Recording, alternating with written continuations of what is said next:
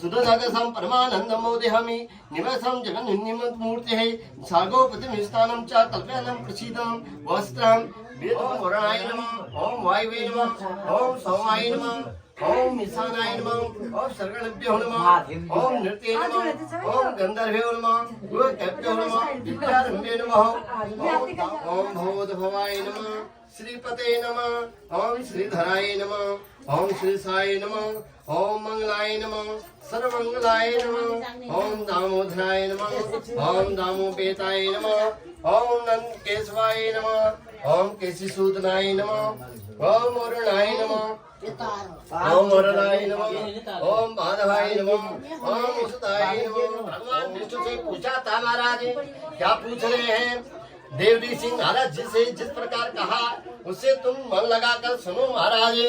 एक समय नारद जी ने जो है दूसरे के ऊपर भलाई करने की सोच इच्छा से अनेक लोक में घूमते हुए विचरते हुए महाराज इस मृत्यु लोक में आगमन किया है। यहाँ आए महाराज वो फिर पूछा महाराज क्या पूछ रहे हैं?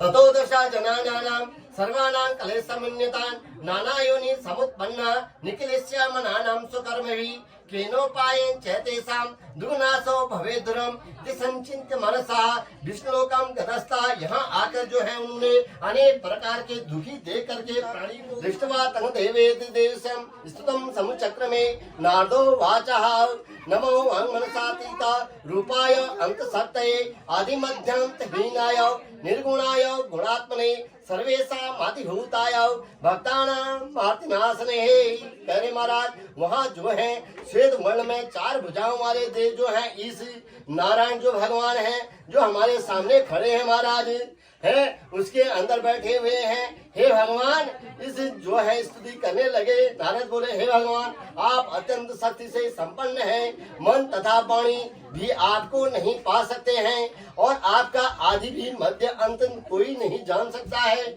निर्गुण रूप भी स्वरूप होते हुए अनंत गुणों से संयुक्त हो संपूर्ण सृष्टि आदि भूत और भक्तों के दुखों को नष्ट करने वाले हो और आपके लिए मेरा बार बार नमस्कार है। नारद जी की विनती सुनकर विष्णु लोक ने जो है लोक में चले गए, दर्शन दिए और बोले क्या बोले महाराज?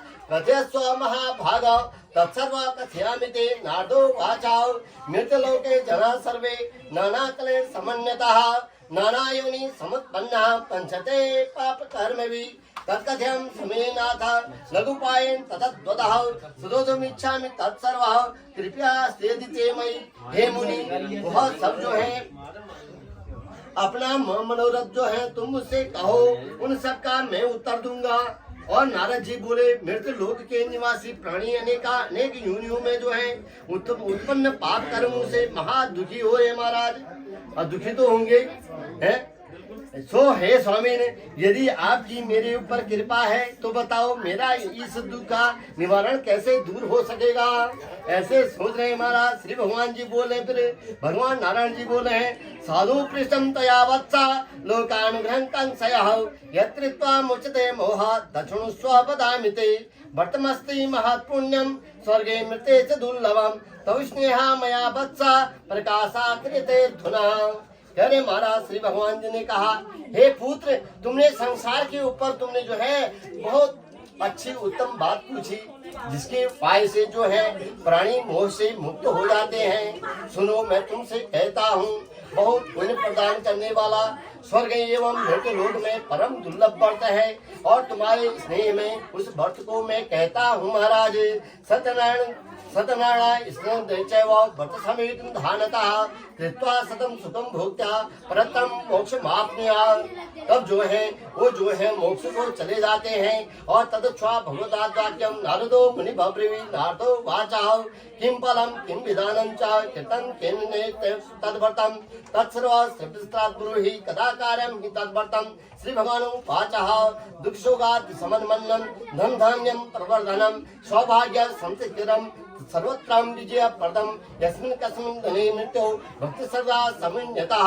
तो कह रहे महाराज भगवान के ऐसे वचन सुनकर जो है नारद ऋषि बोले, हे भगवान उस व्रत का क्या फल है और क्या विधि है, उस व्रत को आज तक किसने इसको किया है तथा वह व्रत कौन से दिन करना चाहिए, यह सब जो है विस्तार पूर्वक कहो। श्री भगवान बोले, यह दुख और सुख आदि को शांत करने वाला है, चंचलता को दूर करने वाला है, धन और धन्य को बढ़ाने वाला है, रुपये पैर की बढ़ने वाला तथा सौभाग्य और संतान को भी देने वाला है, पुत्र का भी लाभ देने वाला है। जिसके पुत्र नहीं है उनको पुत्र मिलता है माला, तो उनको जो है धन धान्य को बढ़ाने वाला है तथा सौभाग्य और संतान को देने वाला है, सर्वत्र जो है विजय को देने वाला है। जिस किसी दिन मनुष्य भक्ति श्रद्धा का चूर्ण ले हैं, आवावे सल चूर्णवा सक्रमा गूढ़स्ततः संपादम सर्वाक्षाणी चैकीकृत निवेदयेत् विप्राय दक्षिणा तथा सुरुत जनस्तः ततस्या बंधुभिः साता विप्राचा प्रतिभोजयेत्। तो महाराज उसमें जो है गेहूं के चूर्ण के अभाव में कभी अगर गेहूं नहीं हो पाते हैं तो महाराज धान चावल को पीस करके उसका भी चूर्ण बन जाता है। साड़ी के हाँ का चूर्ण पूरा अथवा गुड़ ही लेना चाहिए, उसमें चीनी नहीं पड़नी चाहिए, परंतु संपूर्ण प्रसाद भक्ति भाव से इकट्ठा करके भगवान का भोग लगाए। महाराज अपने बंधु सहित जो है कथा श्रवण के करके ब्राह्मणों को दक्षिणा दे रुगन दियो बाबा हम लोग। हाँ पश्चात बंधु बांधवों से ब्राह्मणों को भोजन भी कराए महाराज, भोजन तो परिस्थिति के कारण है। प्रसादन भक्षित भक्त्या नित्य गीतम धिकम चरे ततस्य स्वगलम गच्छे सत्यनारायणं जपेत् सत्यनारायणं जपेत् एवं कृते मनुष्याणाम असिते भवेदुरम विशेषत कलुगे नान्यो भूयो अस्ति भूतले है। ओम फिर जो है भक्ति से स्वयं प्रसाद भक्षण करके, भक्षण बोलते खाने को, नित्य गीता धीराती में जागरण का आचरण करके जो है पश्चात श्री सत्यनारायण का ध्यान करके महाराज करते करते अपने स्थान को चले जाए। जिस प्रकार व्रत करने से निश्चय ही मनुष्यों की इच्छा पूर्ण हो जाती है। विशेष कर कलयुग में जो है भूमि के ऊपर ही एक लघु उपाय है जिससे आप बच सकते हैं।